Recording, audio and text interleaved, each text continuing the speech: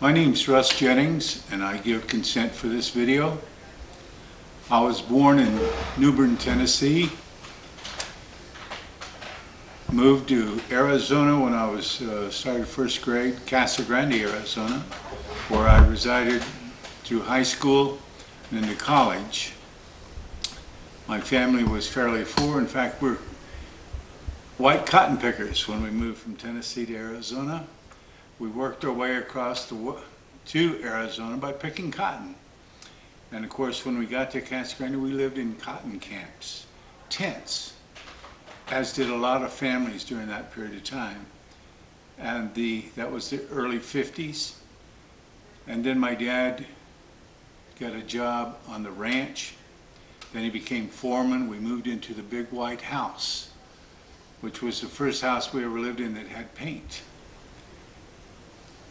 Years past, I've gone back.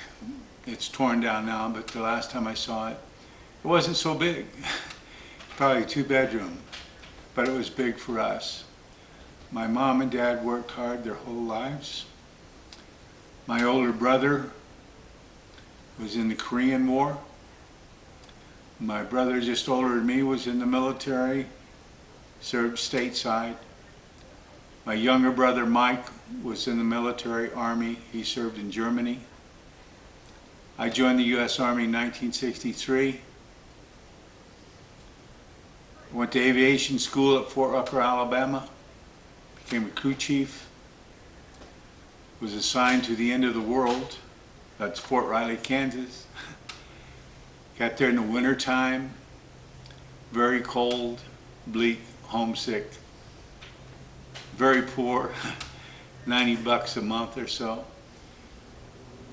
My wife and child joined me there eventually. I made rank as fast as you could.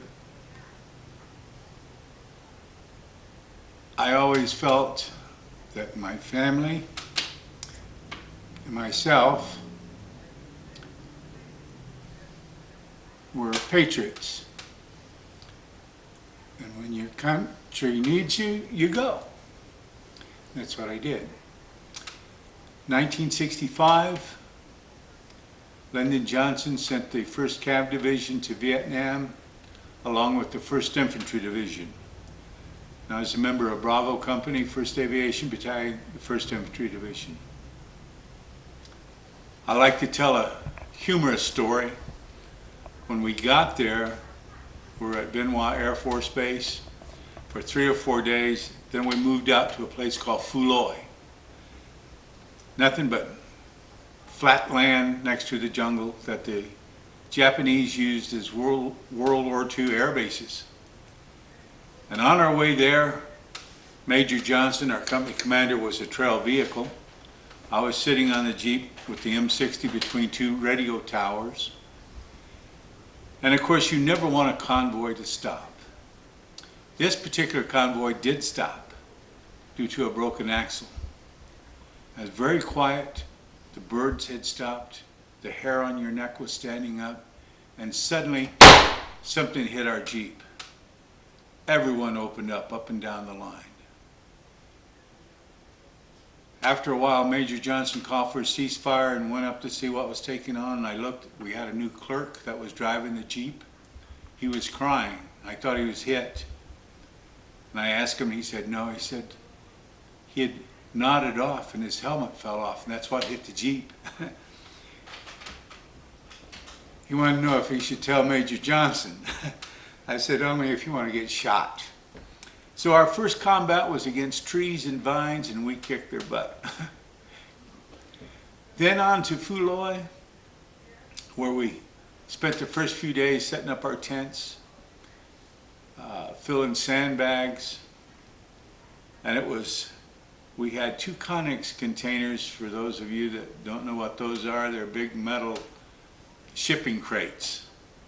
And we had those sandbagged, PSP, perforated steel plating above, sandbagged on top. That was the only defense we actually had. When one round rocket came in and hit one of the runways, the whole company ran in and got those 2 Connex containers. in September in Vietnam. First sergeant and I couldn't get in, so we're laying in between, and pretty soon you hear the voice, "I can't breathe." And the sides of that was going in and out with 200 guys in those two Connex containers. It was so funny, the first sergeant and I just lay there laughing, and pretty soon they all did get out of the Connex containers. But we were there for a few weeks and hadn't had an assignment yet other than preparing defenses. We were hearing stories about things taking place above us in Vietnam, and of course 19-year-old kids, you know. We were anxious. Then the word came down, we had an assignment. I believe it was the Black Lions, which is a battalion of the 1st Infantry Division at that time. We were to fly them into an LZ, landing zone somewhere. And keep in mind, aviation, Bravo Company, we were slicks. Alpha Company was the gunships. So for every 10 of us, there'd be 4 gunships flying below and behind us. We carried the troops into combat or into areas they needed to go. So we were very anxious, cleaning our weapons, getting ready. We take off for our first mission. We go into that landing zone, not a shot was fired. They got off, we flew off, and when we got back, we were high-fiving. Man, they knew we were coming, the big red one. That was probably the last one. That was a great thing. Later, flying into hot LZs, which are landing zones where you receive fire, it wasn't as much fun. You realized that a lot of you were not going to return home, that it was no gain.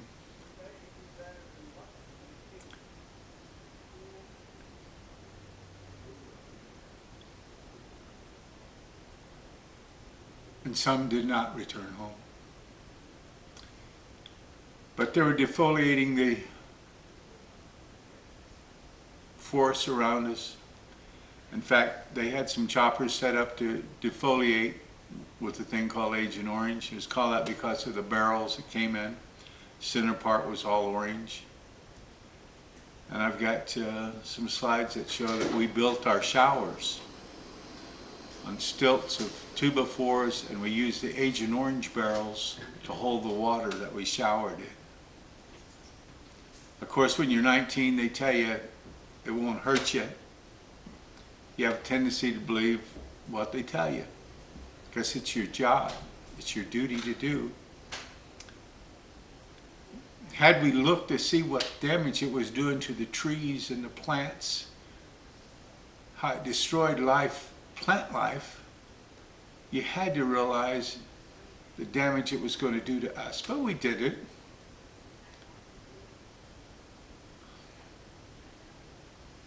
We believed what we were told. Won't hurt you. I always tell the story to my friends that the Army was good to me. They gave me a 21-day cruise across the South Pacific. All the food I could eat and keep down. And they didn't want me lonely, so they put 4,000 other guys on that merchant marine. And when I got to South Vietnam, they said, "Russ, you're being from Arizona, you like to camp out. You're going to get to live in this tent for the next year. But don't worry about the bathing facilities. Hell, it's going to rain a lot." And then some of the areas we flew into was so happy to see us, they set off fireworks. And then when I was ready to come home, they said, "Russ, we don't want you to forget anything over here, so we're going to give you a gift that will give to you for the rest of your life. It's called Agent Orange."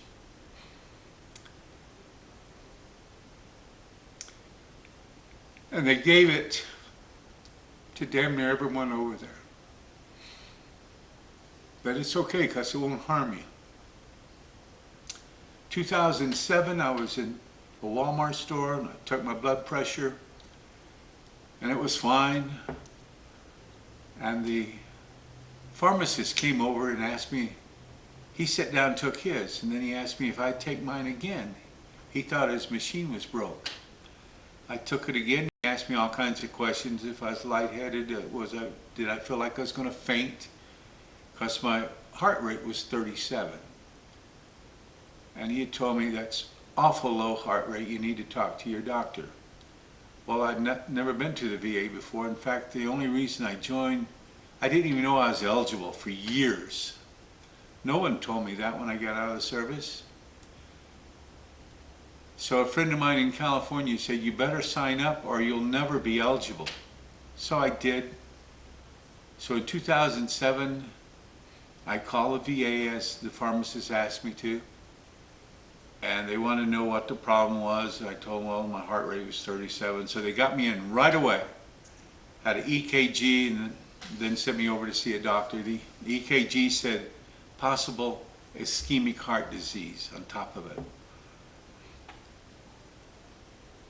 And of course, low heart rate. So when I saw the doctor, he went berserk. Kept taking my pulse, asking me all the questions, if I was going to pass out, if I felt good, blah, blah, blah. He kept me there for 4 hours checking it. Then they sent in for the head cardiologist at the University Medical Center. She came over. She took my pulse, and I asked a question. I said, how had you ever seen anyone with a heart rate of 37? She said, not that lived. That will jolt you. So they put me on apparatus for a month. Twice a day, I would hit a button and it would read whatever it was reading. At night, I'd make a 800 phone call, put it on the phone, transmit it. After a month, I got a letter saying, send the equipment back. I did get a letter from them saying something about low blood flow to the heart, which means nothing to me. So I ignored it because it didn't tell me to do anything. In 2010, I'm reading the American Legion magazine, and it said ischemic heart disease has been determined by the VA to be a result of Agent Orange in Vietnam. So at that point, I thought I would get it checked out. A VFW representative said I was due compensation if I had ischemic heart disease. So we sent in the forms, and I got a letter back from the VA saying they acknowledged I was in Vietnam, they acknowledged that I was exposed to Agent Orange, but since I had not had a heart attack yet or stents put in, they denied my claim. So I, like most vets, said the hell with it. And then in 2014, I believe, we're giving $1.7 billion, give or take $5, to the illegal immigrants coming in from South America. And I thought, I'm going to apply again. But then I get diagnosed with a cancer. And I have to have surgery to have my urinary tract replaced, basically. Now, the VA will not do the surgery until cardiology signs off because they say, you've got ischemic heart disease. And I said, but the VA says I don't have. They say you do have. So they had a cardiologist in during my surgery. Then we resubmitted at that time, and they gave me 30% on the heart, 10% on my hearing, and so he gave me 40%.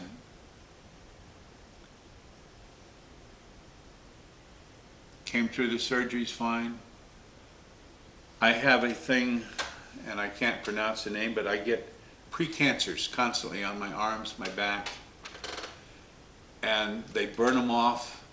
Well, the VA sent me a letter saying, we'll no longer do it, you're chronic. You need to get your own doctor to do this. I thought that was kind of a shocker. But then they did offer to send a cream to me and let me medicate myself.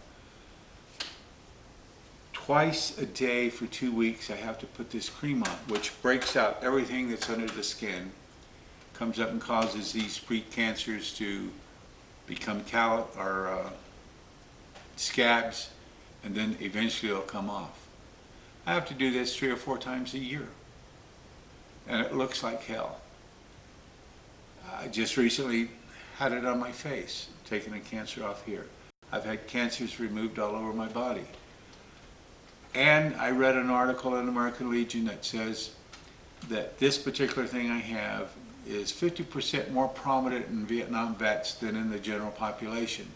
But they have not determined that compensation is due for that yet.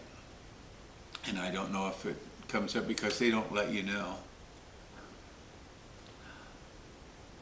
So when I go to the VA, I feel very blessed because I see other guys that are suffering far worse than I.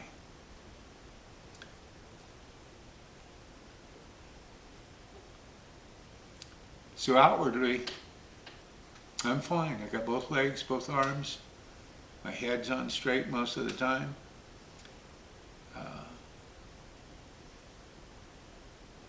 But I know that one day it's going to stop. The aorta, which is, I have an aneurysm in the aorta and blockage on the lower part of the heart, that eventually that will stop. Don't know when. It could happen while I'm on tape, but it will happen. It's not a question of when, but or if. The question is when. I've seen so many of my fellow veterans.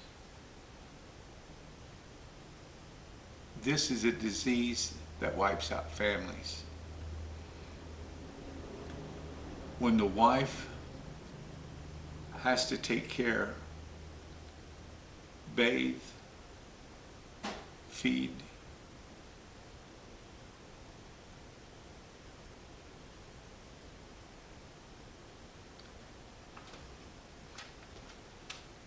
they don't have a medicine that they give you to get rid of it.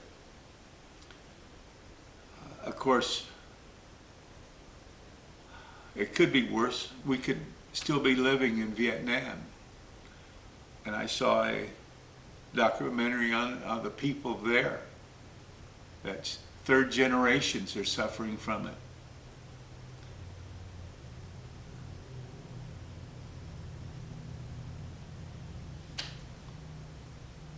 I feel proud to be a Vietnam veteran. The bond that you have with other veterans that you may never have met before. The memories of those that you'll never see again. Their families will never see them again.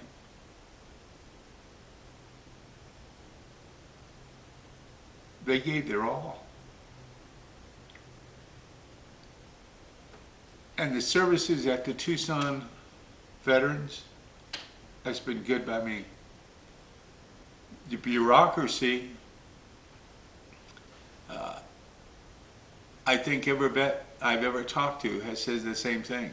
Doesn't matter if you're missing both legs and both arms, they're going to deny you the first time you apply for compensation. It's not humorous, but they say deny until you die. But if you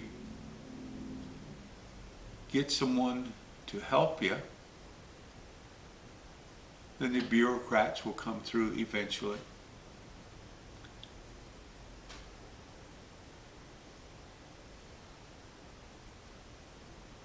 I would like to just say a few words about some of my friends, which I'll never speak to again.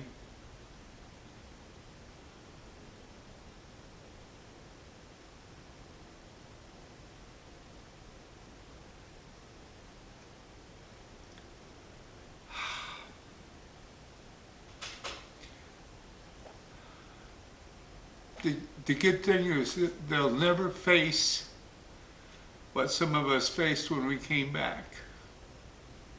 The disdain by our own country.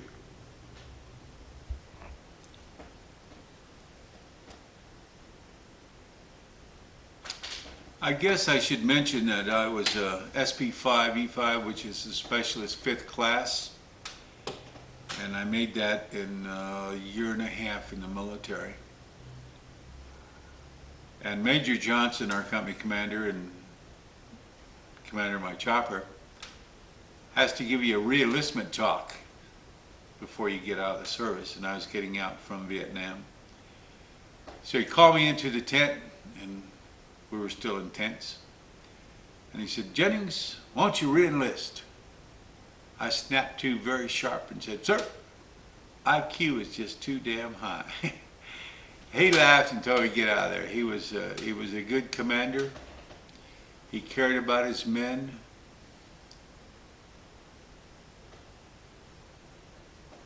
He was the type of commander that he would never ask anyone to do something that he was not willing to do himself. Sometimes I wonder where he is. If I knew his first name, but it was always Major Johnson. And there's quite a few Major Johnsons that was in the military, I guess. Our first sergeant, Sergeant Rowell, J.C. Rowell from Mississippi. Good first sergeant. A platoon sergeant. My mind just went blank. Nick Parada from Division Headquarters, good friend, still is. He's from upstate New York.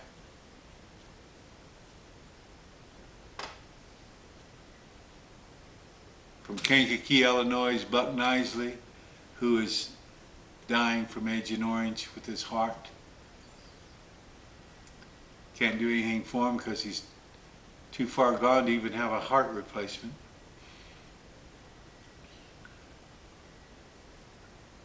But he was denied 3 or 4 times. I would like to look the people in the eye who denies these claims.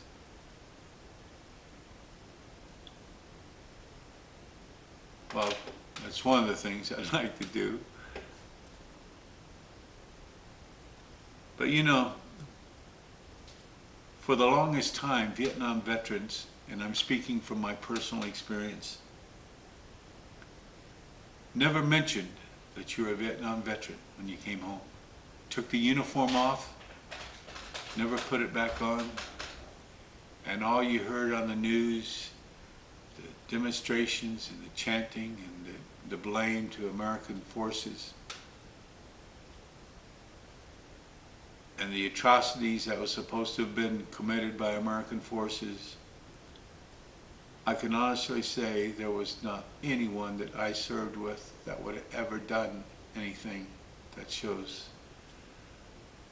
what these people say happened.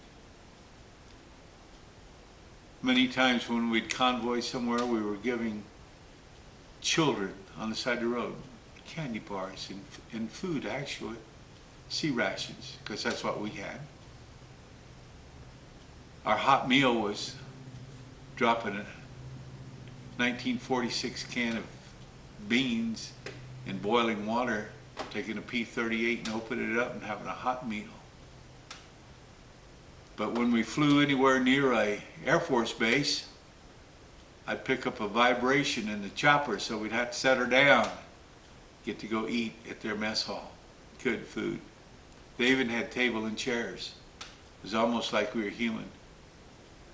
It was a good thing. I remember when I was short timer, I was thinking about other things, and the pilot came over and said, "Jennings, damn it, can't you feel that vibration?" Yes, sir. We sat her down and ate good again. But all of the men, and I say men because we had no women in our outfits. We never even saw any women in Nam other than at the hospital. But all the men I served with, I'd be proud to serve with them again. They, not one of them shirked their duties. Not one of them would bring shame to their mother and father.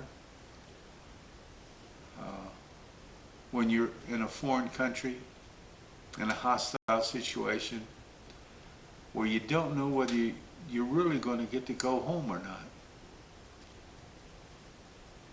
And then you see some of the people that are devastated by acts of war. You feel very fortunate that it wasn't you. And then you feel guilty because it wasn't you. Hardest thing to deal with is why it was them and not you. And all the time, incoming, coming in, you're thinking, geez, it's got to be me or him, let it be him. And then afterwards, you feel guilty for feeling that way. And that sticks with you for the rest of your life.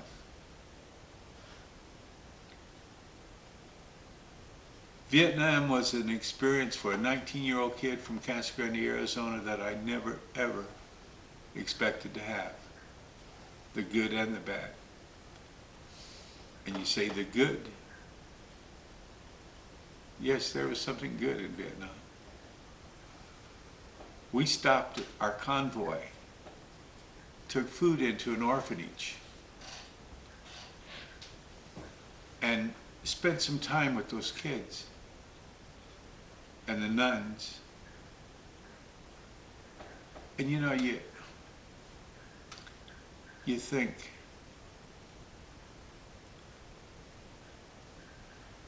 you bring a subsistence to these kids and to the people that was taking care of them, and then you might be expected to, the next day, kill some of their relatives. Because in war, that happens.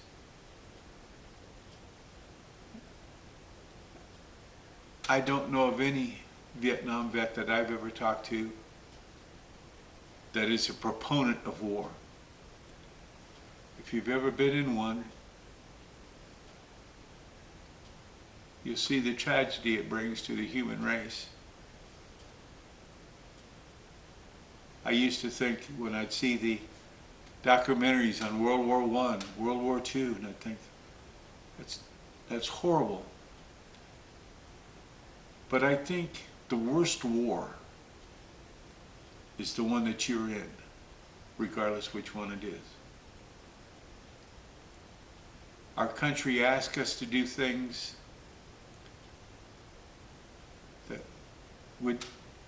previously would never comprehend doing. But you do it out of honor, fulfillment of your job and mission. The guys who fail doing that subject their fellow soldiers to defeat and annihilation, and that's unacceptable in the military. It should be unacceptable in our whole country. If I could get in the minds of our leaders, the people that make policy, our Congress, the White House, all the bureaucrats underneath,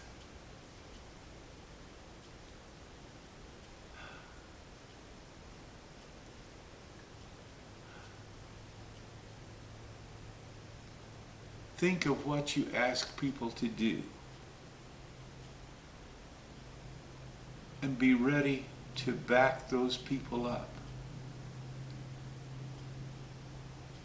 Medically,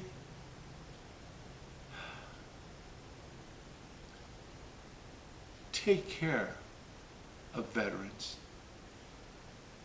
They took care of you. They take care of all of us.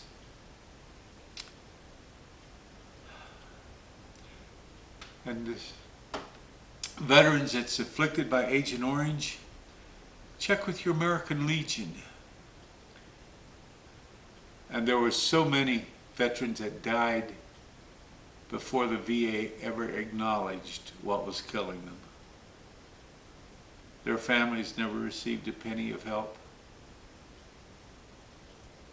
And that's a crying shame. It's easy to see wounds when someone's missing an arm or a leg, and that's not to demean that, because that's serious. It's hard to see the wounds that soldiers carry from Agent Orange. Unless you're close to them, you're a family member that has to care for them, to take them to the VA back. And I'll say this, the cardiology department at the Tucson VA is tremendous. Even when I was being denied, the cardiologist was saying, "You damn right you have it." I get a phone call one day about an eye exam. I never knew the VA did eye exams. I always went to a private doctor for that. So I go and he's taking pictures. He says, "You got to have this done every year." And I said, "Why is that?" He said, "Because you have diabetes." I said, "I don't have diabetes." He said, "Oh, yes, you do. See these numbers?" I said, "Well, my doctor didn't tell me that." And of course, I actually had a physician's assistant. And he says, "You go back and you have her change that, because that's a result of Agent Orange." So I called for a couple of weeks, and I'm assuming they thought I was calling for my annual checkup because they didn't get back to me right away. So I went to a private doctor in Sierra Vista, had an A1C test done, and she said, "You definitely have diabetes," and prescribed metformin for me. Well, the VFW representative took it, sent it in, and they gave me 20% compensation for the Agent Orange related diabetes. So you think before I got 30 and I had 10, that was 40, now I'm getting 20 more, that'd be 60. No, not the way the VA figures. It's 50. How they do that, it's new math, I guess. New math. 60? No, it's 50. So basically, my health now, I'm working out to lose weight, to try to keep everything in check. That I have control over. I've lost 30-some pounds now. My cardiologist and my Dr. Walker, who is a surgeon who performed on the cancer, told me if I didn't lose 50 pounds this year, he wouldn't be my doctor anymore. Which he meant that nicely. I've never met a vet at the VA in Tucson that hasn't felt that they were being cared for. I haven't met a vet at the VA in Tucson that did not have something to say bad about the bureaucracy in getting that health care for them. I hope it gets better for everyone. And I hope I'm around next year, the year after, to tell my story. There are many memories from Vietnam. Some I can't bring myself to tell. But there was never any atrocities, never any failure to complete your mission. And I'm proud, beyond words, to say I'm a Vietnam veteran, and I thank you for my time here today. And I thank these fine gentlemen who's recording this, and they certainly have my support for whatever they want to use this for. Thank you.